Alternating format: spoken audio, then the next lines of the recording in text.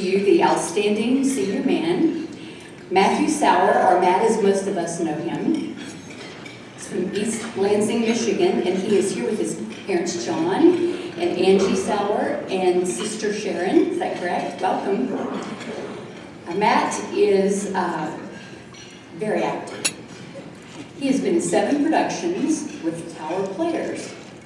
He is a member of the Chamber Choir, the Honors Program. He is in the Omicron Delta Kappa Leadership Honorary, the Phi Mu Alpha Symphonia Music Fraternity, and is a student ambassador.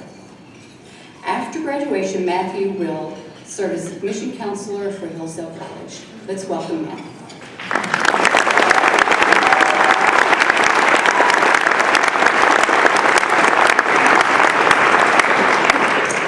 Thank you. It's an honor to be up here and to follow Marie. That was wonderful. So I'm not going to say anything new that you haven't heard before, but here's my take on what Hillsdale means. Hillsdale can be described, but not summarized. It is desolate and frigid, for instance. Words can help explain what happens here, but in no way can they capture it completely. Hillsdale is an experience, a journey, a lifestyle, even. But it is anything other than ordinary, defying characterization in the vernacular. Where other institutions struggle to rationalize their own existence and justify their ways to students, Hillsdale articulates, and even better, practices, a simple, enduring principle of education. That a college is a partnership amongst students, faculty, and staff. Hillsdale does not exist to make students comfortable or to indiscriminately applaud every one of their endeavors. Hillsdale is about the formation of mind, body, and spirit in community through friendship. Hillsdale means that gratitude toward the members of our academic community rules supreme. Having run the academic gauntlet and sustained my fair share of bruises, Hillsdale has surely formed me, but not without breaking me down a bit first. I have been humbled in ways I never intended. My writing has improved, but not without a few C's, several shed tears, and more than one frantic call home to apologize for my glaring failures. I have been humbled by classmates with selfless hearts for service, firm convictions in their faith, and an abundance of kindness and patience in their everyday actions. And I've been humbled by the faithful dedication of professors who could be teaching anyone and anywhere they chose, but who nevertheless commit themselves to the desolate quirkiness of the Dale. They willingly submit themselves to the purpose of shaping our occasionally rebellious young minds, which do not yet know what is good for them. For that, I am grateful and fully aware that I am unable to repay them in kind. Hillsdale also means intellectual friendship, cemented through conversation, good-natured arguments, and a thirst for truth and understanding. Part of the reason this collaborative atmosphere yields such fruitful results is because the professors exemplify the same friendship amongst themselves as they do toward their students. They are just as eager to discuss ideas, qualify statements, and pursue excellence as the anxious freshman on the first day of Western Heritage who realizes in one dreadful hour just how little he knows and understands. They are overwhelmingly patient with the clown of a kid who thought it would be funny to bring a party pack of Play-Doh to a class discussion on Plato's Republic instead of doing the assigned reading. I was that kid. Eager and enthusiastic, but not yet sure what for. My moment of transformation, or at least one of many, was when Dr. Gamble identified me as, quote, the boy who lives his life with an exclamation point. It was then that I realized that my enthusiasm would not be enough to get me through my education here, and that the content preceding my exclamation points would have to be worth exclaiming. Education, I learned, requires lots of hard private work. It requires thinking and reflection. And most importantly, it means admitting your own ignorance with humility and grace. As John Henry Newman wrote in his idea of a university, members of a collegiate community, quote, learn to respect, to consult, to aid each other, creating a pure and clear atmosphere of thought, which the student also breathes.